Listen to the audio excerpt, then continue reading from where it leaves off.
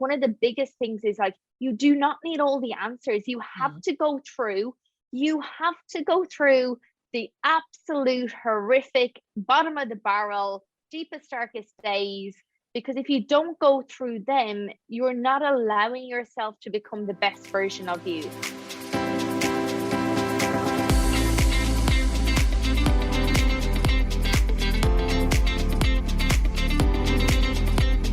Okay, welcome to the show, Miss Suz Tutty. How are you feeling today? I am super excited because we've obviously talked about this for as long as I can remember. It's probably at least the last 18 months. So it's very exciting to finally be a guest on your potty. No pressure. We have to have it perfect if we've waited 18 months. No pressure. Well, for everybody listening at home, I am welcomed today by the beautiful Suz Tutty, who is an empowerment coach. So tell the listeners a bit about what you do, babe. So I am very fortunate that I get to work with women and men who have gone through a lot of issues in their life, particularly relating to toxic relationships, that have experienced domestic violence, because there's obviously several different forms of that.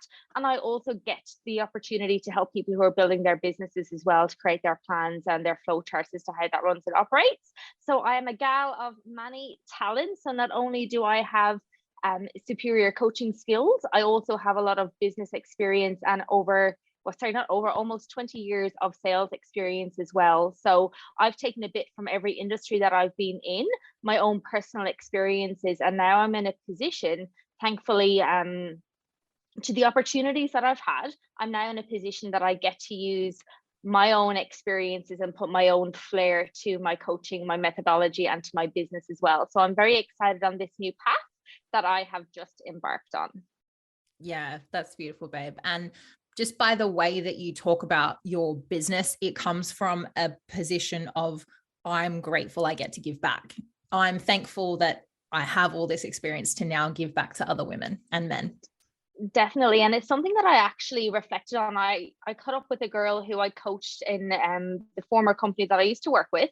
And we went through a huge restructure in March, April 2020, when COVID first hit. And I actually got to catch up with one of my first ever coaching, like formal coaching clients. And when we were talking the other day, it really came to me about how I had this idea about my business that I wanted it to be one way. And this is obviously post exiting the former organization that I worked with. So I'm extremely grateful for everything they gave me, because without them, I wouldn't be where I am today. And also the work that I've done on myself, they gave me the skills and tools. And what I realized was I had this vision for my business.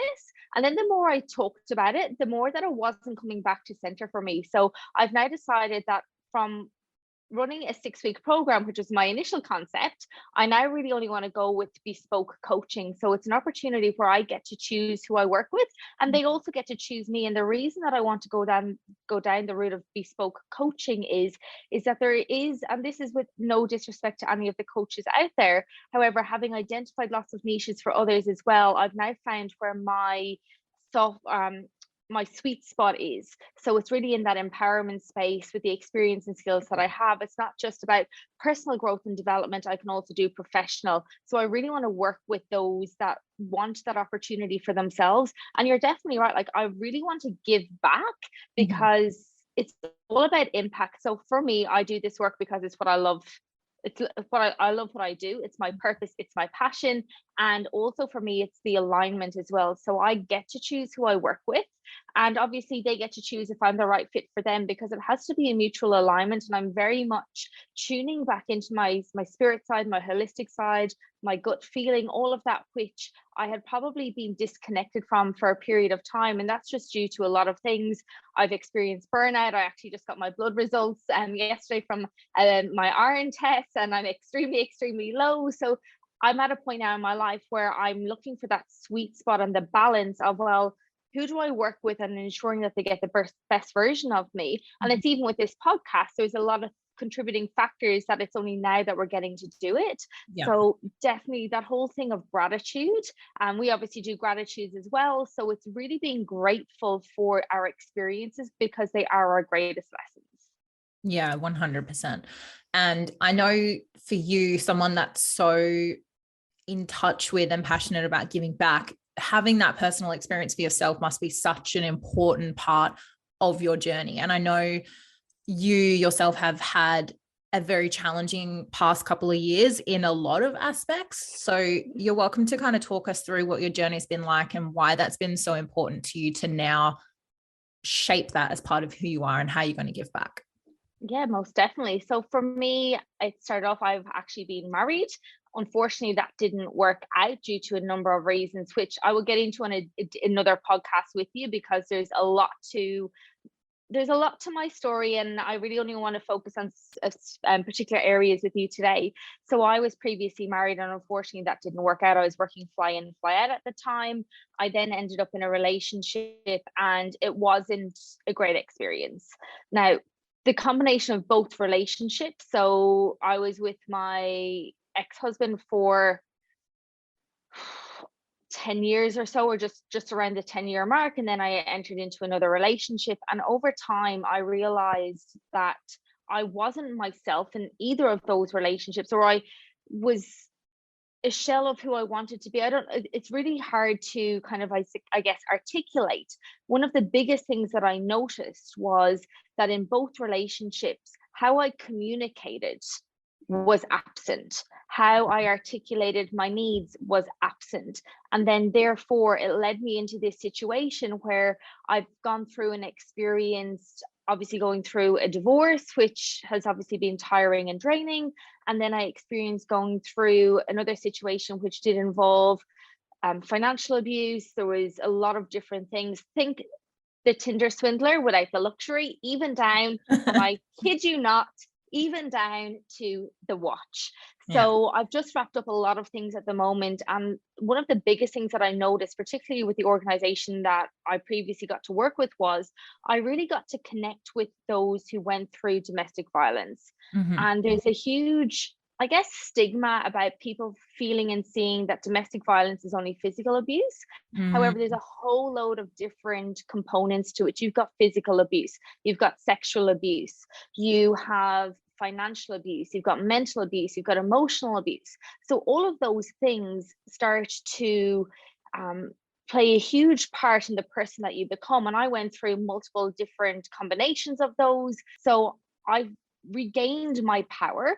I regained my emotional control. I regained a sense of who I was. And I started to find what my values and principles and beliefs were again, because over the last 10 years plus, that has been severely clouded. I kind of was always a people pleaser. So the issues around boundaries and not being able to set them, not being able to say no, compromising myself at others' expense. And it got to a point over the last number of years. And I remember this specific conversation with my psych, who I encourage everyone to get a therapist, a psych, a coach, whoever it is. And she was explaining to me about when she first met me, which was the 14th of February 2019. And I remember the date specifically because it was Valentine's Day. And that day, and she explained to me, like, I remember, like, I was lying on our couch. I was like, little girl, like bawling my eyes out, hugging a pillow. It was just like this, like that inner child going back to that space of safety. And then we spoke November, and November just gone. And she was like, Suz, like, when I first met you, I thought you had that you were bipolar, that you had a personality disorder. However, it just turned out that I was just a highly functioning anxious person. So my anxiety was what led a lot of my choices and decisions. So having had a clouded judgment and making bad choices at the time, the choices that I made I felt were right. However, I've paid significant prices over the last 3 years for that. However, without those situations and lessons and experiences, I wouldn't be where I am today, because that's what embarked me on my personal growth journey. And one of the biggest things that I've learned over this period of time is that we all experience some form of abuse in a certain way. However, not all of it is DV, and I'm not saying every person. A lot of people will go through situations in relationships where they don't know how to set boundaries. we seek so much validation from our partners, and seeking that externally, therefore we're compromising boundaries. We are putting ourselves in situations that are unnecessary. We as women seek so much validation externally, where the only person that can actually validate us is ourselves. We can seek value outside of a relationship, and we can seek value through words of affirmation, knowing our love languages, knowing whether that's quality time or whatever it is. So there's a huge confusion or a huge disregard for the difference between both. And I know there has been previously running jokes about how I need an IV drip for validation. I don't know who started that rumor. It like, and it lasted, and it was fun. And then it got to a point, it's like, no, I don't need to be validated, because I know I'm good at what I do. Yeah. I need to be valued. Yeah. So this has sparked my whole empowerment journey in terms of empowering people to become irresistible. So I've got my personal brand is called Irresistible & Co. However, I run with a theme which is called Becoming Irresistible with Bubbles and Bees. And what I mean by that is there's a significant theme of bubbles being champagne and rising. So that's obviously empowering, elevating, and raising standards, and raising our individual value, validation internally, value externally. And then the B's are like boundaries, beliefs, bodies, you name it, I'll find something to do with B, and there'll be a theme, there'll be a story, an image, and I relay that through my Instagram, which is my main platform of sharing my journey and experience. And the whole purpose of becoming irresistible is to create the desire. So it's how can I show up as an irresistible human or a desirable human based on my own internal validation. So the last 6-7 months have been a huge roller coaster for me on this journey. I've closed out several chapters, and it's just been phenomenal to look back on that journey of growth and to see the choices and decisions that I made and how they've gotten me to where I am. Like, I am very much a fuck yes or a no girl. Like, it's very much, if I see something that aligns with me, I am straight in there like swimwear. It's like, yep, I'm good to go with that.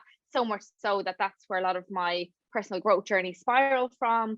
And now I align myself with people who are the right value fit for me. So again, it's coming back to those values. And in relationships, when we're not validating ourselves and we're seeking that externally, it's very easy for people to use those weak spots to compromise the relationship, or to manipulate, or to coerce, depending what it is. And if you don't do this, I'll do this is a typical situation in a relationship. And that could be to do with financial, sexual, emotional, mental, physical, whatever it is. However, each person in a relationship, it's meant to be a team. So each person is responsible for how they show up and behave in that situation. So that's why it's super important for someone to understand and know, one, how they can self-validate themselves, and two, how can they value themselves and what do they need externally, yet also having clear boundaries as to what's acceptable and what's not. Like, for example, the word toxic gets thrown around very loosely, and narcissism and you're a narcissist, like they're very common buzzwords these days. However, they're not all being used in the correct context. So for example, Jade, if you and I have a conversation and we've different opinions, someone may say, oh, well, that's a toxic opinion because you don't agree with me. However, it's not. You've got your opinion, I've got mine, and it's about being able to respect where each individual is at with those situations. So it's really important. And I've had this conversation with my parents, oh, you should have done this, you should have that. I'm like, hold on a minute, you don't know what I was going through, so please don't tell me what I should have done. And that is the worst thing that you can say to someone who's been through any type of DV. It's hard enough already to bring it up because you're talking about like, well, you're so intelligent, how did you let yourself get into that? Could you not see what was going on? When you're in the dance, you are in that dance and you do not see anything. And you've got amazing friends, you get amazing family who want to try and take you out of it. However, the only way you can learn from that experience and to break the cycle is you have to get to that point yourself. And I got to a point where I had enough. It was either going down the route of committing suicide, and I don't say that to be dramatic. That was option A. or option B was, I need to take responsibility and ownership over the choices that I've made. So which one am I choosing? Fortunately, I got to align myself with the right people to go, I need to take ownership. I need to do what I need to do and figure out who I am. And over the last 3.5 years, I've been so fortunate that I've gotten to do that. And I've gotten to align myself with amazing friends and now family here in Australia, New Zealand, interstate, like all like and overseas. And I've really found my connection, and I am who I am. I love the woman that I have become, and more so falling in love with her more and more every day, having moved away from the industry that I was in terms of being employed by someone, whereas now I get to go on my own journey and really finding out the things that are helping my mental health to overcome those situations that I've experienced. So if I don't train, I have yesterday and today the first days that I've trained since the 24th of June, because I went back home to Ireland. I've been traveling ever since, and I've just been literally exhausted. So I found that my mental health declines when I'm not doing that one thing, which is hugely important to my mental health. And when I get into that space, I notice I become needy. I start to show those behaviors that aren't aligned with who I am, and I have to catch myself. And I'm very fortunate, as are you, that we've got the skills and tools to be able to pull ourselves out and identify it, and surrounding ourselves with those people. However, not everyone is as fortunate, and I want to be able to give back and help people just be able to say no. And that's really important for me to go, it's okay to say no. It's about having the skills and tools as to how to say no.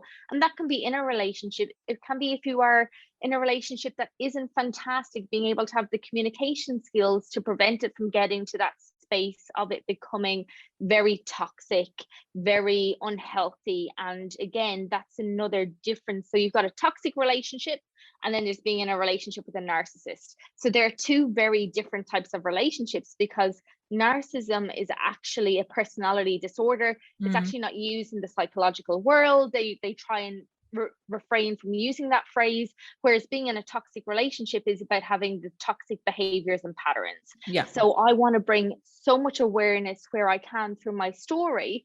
Everything that I post, for example, on my Instagram, which is my main platform, you can actually scroll back through my Instagram and you'll see a huge change as to how I've posted, the language that I've used. Like, that's probably one of the biggest things as well. Like, the language that we use, how do we talk to ourselves, are like what I'm saying, you could be interpreting it different. So it's also about bringing awareness into the different communication styles, bringing awareness into different personality styles. So I'll determine very quickly which quadrant someone falls into. So if someone's direct, they just want all the information very snappy. It's the same if you're in a relationship. Your partner may want the information extremely quick. If you're an influencer, there's a story, it's through storytelling. If you're a steady person, it's very much don't like change, so it's very consistent. So they're the type of people that you have to give time to go and review. The same with conscientious, because they're very much systematic.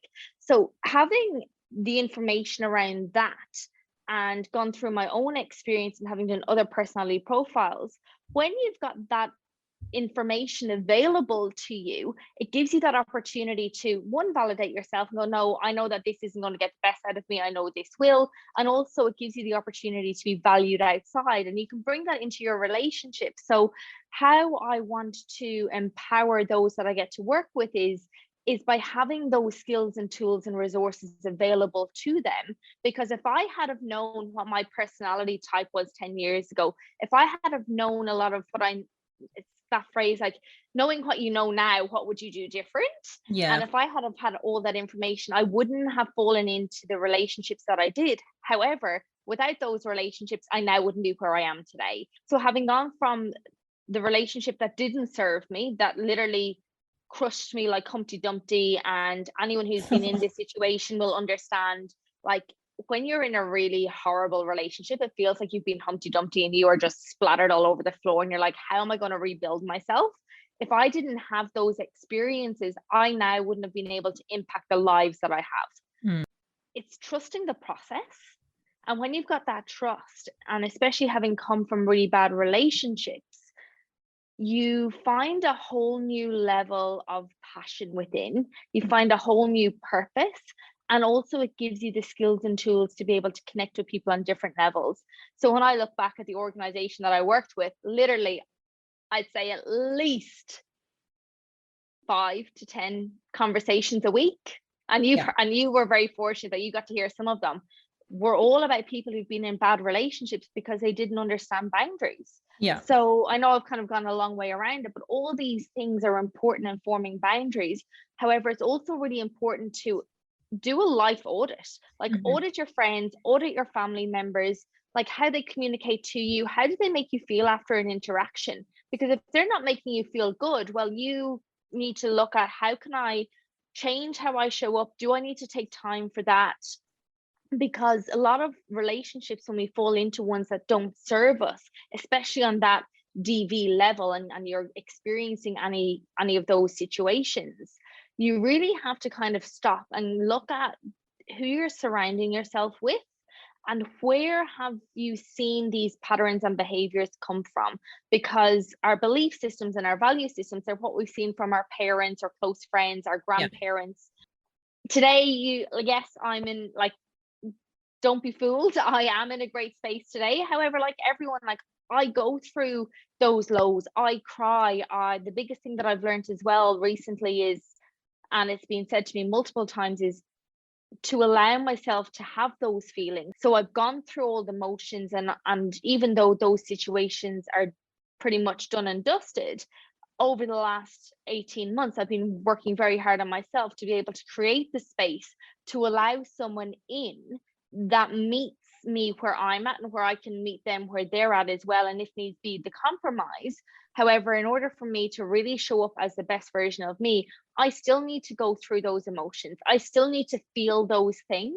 And even, in 5-10 years, I'll still probably get moments where I'm still grieving, because it's loss of the relationships, it's loss of what could have been, what should have been, it's loss of career. It's like I've lost the woman that I was.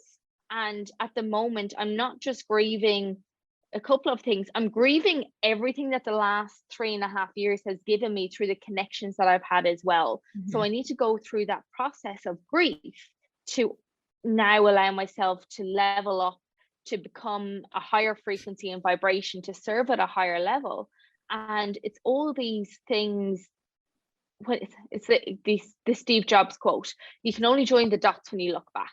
The last 5 years have been significant to my growth, because if I didn't go through them, I wouldn't be as empowered, and I also wouldn't have the level of confidence or influence that I have developed. And I don't say that to be arrogant or egotistic. If anything, the minute I see ego, I kind of run, because it just doesn't align with me, and I clash when someone's in ego, and I also clash when I'm in mine. So it's the awareness of those things. And also as well, when we're in relationships, it's like, are we surrendering, and have we allowed ourselves that whole vulnerability to come in, or are we putting our walls up? Because again, these all play huge parts in the type of relationship that we're in. And also, you're not responsible for what your partner or ex-partner does.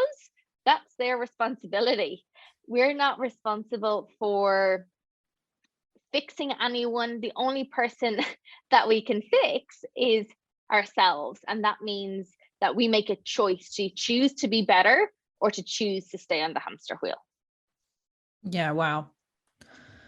Thank you for sharing all of that. That's a lot. There's like, I feel like you've lived 10 lifetimes in one. But yeah, much. Like you said, at times when it feels like you're a cracked Humpty Dumpty that's fallen off the wall, and we used to say this all the time to each other in our previous workplace, like, this too shall pass. And just know that, unfortunately, even though it is shit, it is a huge lesson for you at that point in time of your life. It's part of your character building. It's part of what's building your belief systems, whether it's from an old belief or some new belief that you want to change it to. And I wrote so many notes as you were talking. There's a couple of questions I have for you. Oh, exciting. Oh, I know. I want to go back to, because you were talking a lot about disc profiles, and it reminded me of our value systems. And I often talk about on my podcast the importance of knowing what your highest values are and how powerful that can be in a relationship. So talk to me about not only the disc profiling, but how you learned about your personal values and how that empowered you to make better decisions. Because you went from not feeling like you could voice your opinion, and you said you felt like a shell of a person and you couldn't say how you felt, and you felt shut down. So how do you think getting to know yourself a bit better and understanding those values kind of empowered you to make better choices in relationships? Yeah, that's a great question. I know what my values, they definitely were clouded, and I got to do, when I was in Hawaii in 2019, got to do a lot of work on my value system through one of the NLP techniques that we did over that weekend. And there I found that my values became, in no particular order, it is definitely love, connection, integrity, honesty, and transparency. And albeit that they may not have been present when I made certain choices and decisions, I've now realized how integral that they are to me as a woman, and how, and my friend tells me this the whole time, I'm at a point now where I'm probably too honest and too upfront, and it puts people off at times. However, I'm like, I'm not here, like, I'm not here to beat around the bush. Like, I'm not here to prolong the process. Like, what you see is what you get. Obviously it's not first date conversation. However, as things start to progress, and if I start to see that I've become invested, so it's like my PT, and this is where the no alcohol came from, was like, you're either committed or you're not. So which is it? So it's like, you're either invested or you're not. And if I find that I get to a point of being invested, then it's like, hey, we need to have a conversation. So it's been giving me a huge opportunity for that. So all of these things all intertwine. And if I had have known 10, 15 years ago that I was an I in the disc profiling, because it's been around since like the 50s. So if I had had exposure to that previously, I'd know exactly where I'm at. So having all of these things definitely influence who I am and the values that I have. However, going back, like, my big things are love. And I was asked a question the other day, and I was like, what does love mean to you? And it's like, to really sit with that and to identify. And of course, I ignored the question, which is uncommon with me at times when I really don't want to feel into it.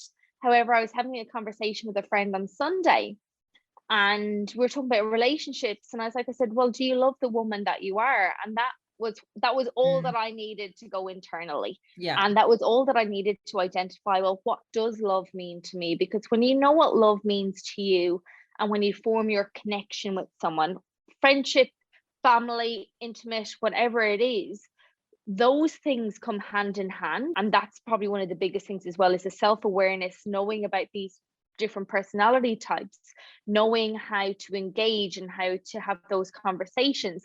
And believe it or not, like, disc profiling is hugely prevalent and relevant to dating, or through building any type of relationship. You know, if you've got a partner and they're a steady person, they very much like to process things. So they'll speak intentionally. So how they process something is very different. And me being an I, like, I'm up here, highly influential, like, for an S person, like, they will literally run the opposite direction if I don't engage with them correctly.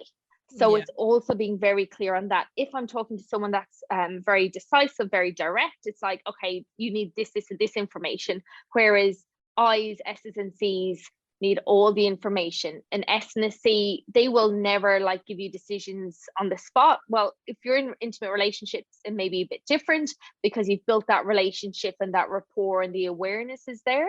So all these things play huge components. And I'm also a huge fan of the love language test. Yeah, it's a big one. Everyone should do this, whether you're in a relationship or not, because when you know how you like to be communicated to, all these things link back to the ability and the opportunity that you have in your relationship with friends, family, and again, a partner. And you're not going to enter into those toxic spaces, or if you are moving in that direction, it's becoming quite negative, you then have the skill to pull that back. And the 5 love language is probably one of the easiest things for anyone in a relationship to do. It takes 5-10 minutes. You'll find out about your type, and especially it's a great exercise to do with a partner or a new partner as well. So all these things, and I know I'm kind of going off on a tangent. I'm sure there's a point here as we go through. However, all these things are so significant into how I now show up. So having gone from being in poor friendship circles, being in poor relationships that don't serve me, now having these skills, I am very fortunate that a lot of my friends, and I call these inverted commas, the low maintenance friendships, where we are that close that you don't need to give them the validation that we're still friends. Yeah. And 100%. when you're in that space, you know that you're with people that are secure in themselves. So a lot of it comes down to security as well in oneself. If you're insecure in yourself, that obviously radiates through your energy, through how you show up, through how you communicate. And then that obviously shows up in friendships, and people kind of start to push you away. It's the same in relationships. So when you're insecure in yourself, again, it's another way of a relationship becoming toxic, and without realizing it, the one that's insecure. And I'm sure there's been times in relationships where I have been the toxic person and I've behaved in that way. However, I was so unaware of those traits, behaviors, and patterns until I've gone on this journey and found these different resources to identify, okay, how can I communicate better? How can I connect better with someone? How can I become more secure in myself? How can I become more desirable? How can I become that irresistible woman or irresistible man? Because, I do get to work with a lot of men as well. And it's about creating that internal dialogue with yourself and being able to have those conversations. Yeah, 100%. And I know you've spoken a little bit about, just the woman that you've become and the self-worth journey, and wondering what you would have done with that, knowing what you know now previously. But I think to know yourself and to be secure with who you are and fall in love with yourself is the power going into a relationship, whether that's a friendship or a romantic relationship. And unfortunately, we're not born with all these tools and this knowledge. And I think we always wonder about that, but I think it's unfair to put that pressure on ourselves to say, I need to know who I am completely, and I need to have all the answers, and I need to figure it out, and I need to have all these tools and skills. Because yes, you mentioned knowing your values, the disc profiling, the love languages. We're not born knowing all of that. Unfortunately, they don't teach it to us in school. It's something that we pick up along the way, right? And if you ever are in a relationship where you're doubting yourself, just know that you haven't completed yourself yet, right? Like every tool you learn and every skill you learn, you're building the blocks to create this better version of yourself. That also means taking the lessons from perhaps a toxic, quote unquote, toxic relationship as well. Hugely. And there is huge pressure that you need to have all the answers now. You don't. You've seen my bookshelf. It's full of self-help books, pretty much, right? However, I've got a lot of those, and I'll only read them when I'm ready. At the time they stood out to me, I'll go back and read them when I'm ready. However, a lot of you need to know yourself is knowing what do you like and what do you dislike. That is probably the most important thing, is knowing, okay, I like this, I don't like this. Great, because you're starting to know what your passions are. And it's not necessarily about being able to analyze someone or to read body language. You only, depending on maybe your career or the journey that you're on, they can be beneficial. However, you don't need to go into a relationship being analytical either. And I've had it pulled on me from my friends, be like, hey, I need friend Suz, not coach Suz. And it's also being very important when we're in this space, being able to turn off those buttons. Depending on where I'm at, and if I've had a lot going on, I actually ask my friends, like, hey, tell me what version you want. Because sometimes it's also a skill to be able to fluctuate back and forth very quickly. However, depending on what's going on in my world, sometimes I just need to be asked, like, what do you need and that's why and you and I have done this before. It's like, well, how can I support you? Because then that way, by asking that question, I then know who I need to be. And you're right, like one of the biggest things is like, you do not need all the answers. You have to go through the absolute horrific, bottom of the barrel, deepest, darkest days.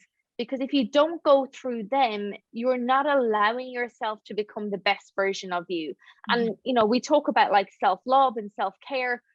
I am the biggest fan of a bath. Put me into a bath for a week and I will be carrying an inflatable bath. Yeah. I will be on fire for weeks and end. However, I've found out and realized that for me, and like, what do I love about myself is water has become so important to me. I took myself to Xavier Rudd last week. I went on a date by myself to a concert, and realized in that concert that I had been missing joy in my life. So through the music, I cannot sing. However, I can pick up a beat, I can tap, and give me an opportunity and I'm in that space.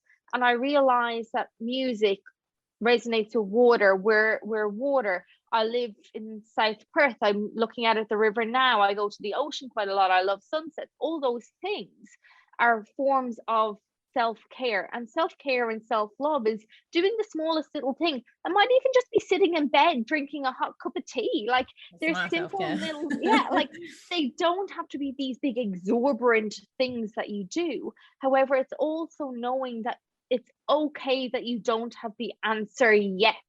And that is the significant word, is yet. The chapter that you're going through right now, kind of, it doesn't have a name yet. So you can only sometimes, like, yes, you're writing a new chapter. However, you can't name that until you've closed this chapter and you move forward. So it's like joining the dots.